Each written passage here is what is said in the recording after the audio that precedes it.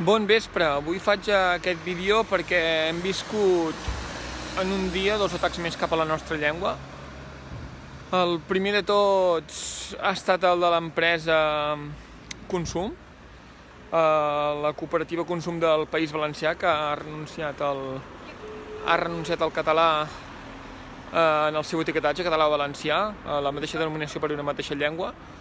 I no sé per quines pressions ho fan. La veritat, jo començo a pensar que al País Valencià hi ha bastanta vergonya pròpia del que és la seva pròpia llengua, perquè no puc entendre realment que aquestes empreses canviïn o deixin d'etiquetar en català amb quina finalitat ho fan. Perquè si el problema és d'aquestes empreses és una llengua en l'etiquetatge, poden dir perquè Eroski ho fa a nivell de tot l'estat espanyol, i Eroski, una empresa que etiqueta en 4 llengües, i quin cost els hi representa, o quina vergonya els hi representa fer-ho en 4 llengües diferents. En canvi, al Consum se n'avergonyeixen. Bonpreu i Esclar només etiqueta en català, en Catalunya, i quin problema els hi representa. Bonàrea també està present a diversos punts de la península ibèrica i etiqueta en català i en castellà. I quin problema els representa? Altres exemples, amb el Ametller Origen també etiqueta en català, quin problema els representa? Però representa que els espanyols o els valencians sí que aquesta empresa els hi representa un problema, una llengua més. En lloc de dir que és un enriquiment cultural, que puguis tenir diferents llengües, doncs resulta que tenir aquesta llengua molesta uns quants. Sí, parlen de nazis, però és que m'estan acusant de nazi aquests mateixos que volen acabar amb la llengua i amb les llibertats. Jo recordo que els nazis acabaven amb els jueus i els perseguint. Vosaltres esteu fent el mateix, perseguir una llengua, perseguir el català, avergonyir-vos del català, perseguir els catalans, o sigui, no sé pas qui és més nazi, però vaja. Jo em crec més superior per ser català? Doncs no, però com a mínim soc bilingüe. Com a mínim tinc molta més cultura i tinc més llengües, que no pas un monolingüe que només aprenen el castellà, per exemple, a Castella i Lleó, o Múrcia, o Andalusia, o Extremadura. Tenim la riquesa a Catalunya de tenir diverses llengües, a diferència de vosaltres. És més, nosaltres també tenim l'aranès i el respectem. Nosaltres respectem l'aranès i jo parlo l'aranès, i jo vaig treballar a la Vall d'Aran i el respecto.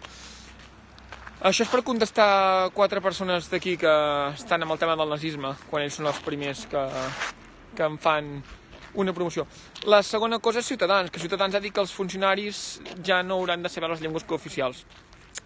Una més de Ciutadans. Ciutadans volia acabar amb TV3, Ciutadans va dir que l'escola catalana no pot ser en català, TV3 ha de ser en castellà també, perquè clar, serà que no tenim prou emissores de televisió en castellà, sabeu? O emissores de ràdio en castellà, no. Encara l'única que tenim en català 100% l'hem de castellanitzar.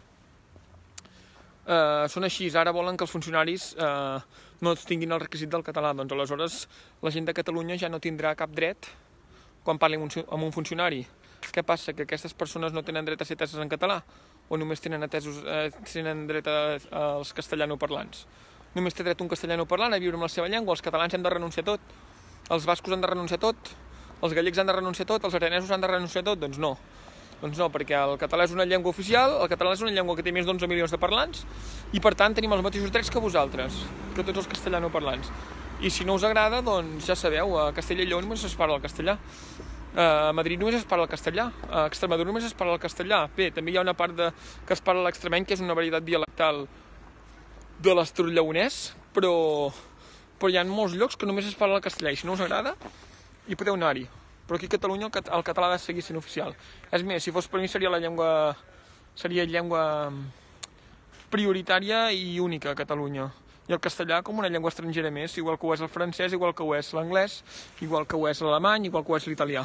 Però llengües pròpies, aquí només en tenim dues, el català i l'aranès, perquè són les llengües que eren del país abans de que hi hagués la imposició del castellà amb el decret de nova planta i amb la colonització castellana cap a Catalunya.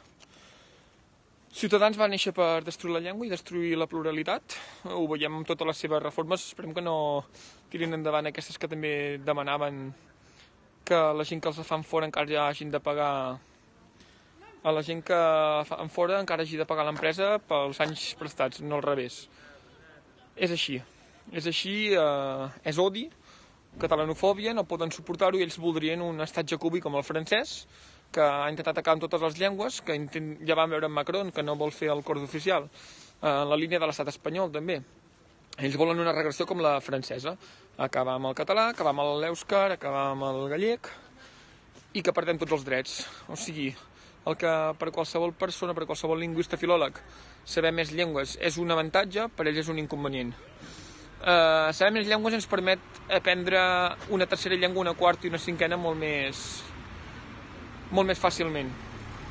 Per tant, jo no renuncio a les llengües i per això segueixo aprenent llengües. Ara aquest any estic fent el meu tercer curs d'alemany, tinc títol de francès, sé parlar perfectament anglès, aranès tinc titulació, català i castellà.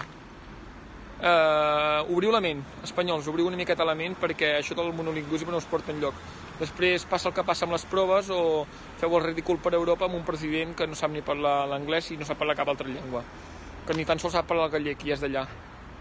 Obriu la ment perquè és vergonyós. A mi em faria vergonya viure en un estat que té tan poc coneixement de l'anglès. Després passa el que passa i que Espanya té el nivell que té al món. Res més. Acabo aquí el vídeo des de Ripoll. Visca la República de Catalunya, defensem el català, que és la nostra llengua, és un tresor i l'hem de protegir dels seus atacs.